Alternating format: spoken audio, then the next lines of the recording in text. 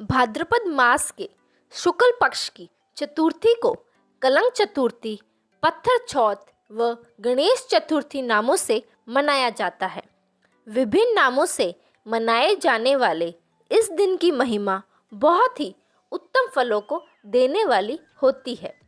इस दिन श्री गणेश जी का पूजन किया जाता है, व्रत रखा जाता है और देश भर में इस अवसर पर मांगलिक कार्यों का आयोजन भी किया जाता है।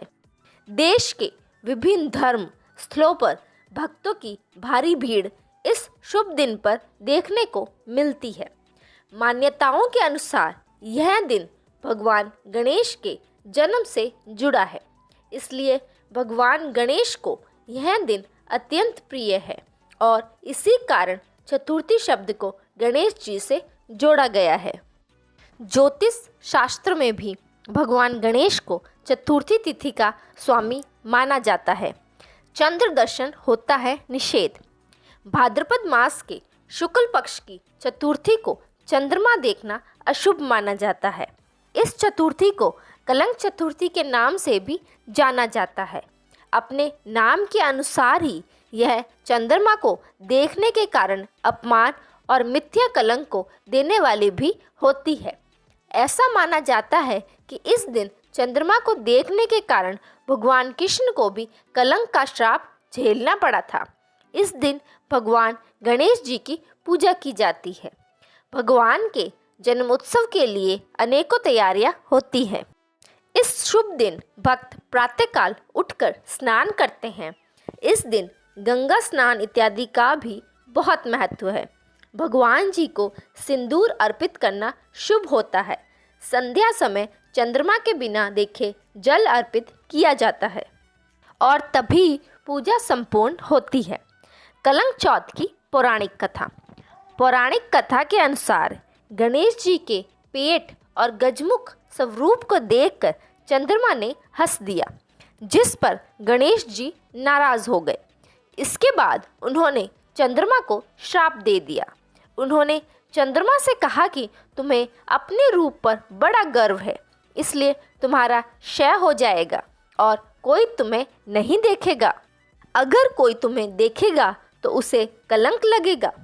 कहा जाता है कि इस श्राप के कारण चंद्रमा का आकार क्रमश घटने लगा। चंद्रमा ने श्राप से मुक्ति पाने के लिए शिव जी की उपासना की। शिव जी ने चंद्रमा को गणेश जी की पूजा करने की सलाह दी। फिर गणेश जी ने कहा कि मेरे श्राप का असर समाप्त नहीं होगा, लेकिन इसके प्रभाव को घटा देता हूँ। इससे 15 दिन तुम्हारा क्षय होगा, लेकिन फिर बढ़कर तुम पूर्ण रूप प्राप्त करोगे। साथ ही भाद्रपद मास के शुक्ल पक्ष की चतुर्थी के दिन जो तुम्हें देखेगा उसे कलंक लगेगा। कहते हैं कि तब से ही चंद्रमा 15 दिन घटता है और 15 दिन बढ़ता है। साथ ही भाद्रपद महीने की चतुर्थी को चंद्रमा नहीं देखा जाता। तब से ही इसका नाम कलंक चतुर्थी पड़ गया। इसकी दूसरी कथा। द्वारकापुरी में शत्रुजीत नाम का शख्स रहता था। वह भगवान सूर्य के प्रति अत्यंत समर्पित था। भगवान सूर्य उनकी भक्ति से प्रभावित हुए और उन्हें एक अमूल्य मणि प्रदान करते हैं। इस मणि के प्रभाव के कारण शत्रुजीत किसी भी चीज़ से नहीं डरते थे और सभी सुखों को प्राप्त करने में सक्षम होते थे। एक बार भगवान श्री कृष्ण ने राजा उग्रसेन को वो मणि प्रदान करने की बात सोचते हैं, लेकिन शत्रुजीत इस बात को जानकर उस मणि को अपने भाई प्रसेन को दे देता है। एक बार प्रसेन वन में शिकार करने जाते हैं तो वहाँ शेर के प्रहार से उनकी मृत्यु हो जाती है। उसी शेर से वो मणि जामवत प्राप्त करते हैं। जब लोगों को मणि के खोने का पता चलता है तो वो श्री कृष्ण को प्रसेन का हत्यारा समझ बैठते हैं। ये बात जब श्री कृष्ण को पता चलती है तो वह श्री कृष्ण इस मिथ्या कलंक को दूर करने के लिए प्रसेन की तलाश में निकल जाते हैं।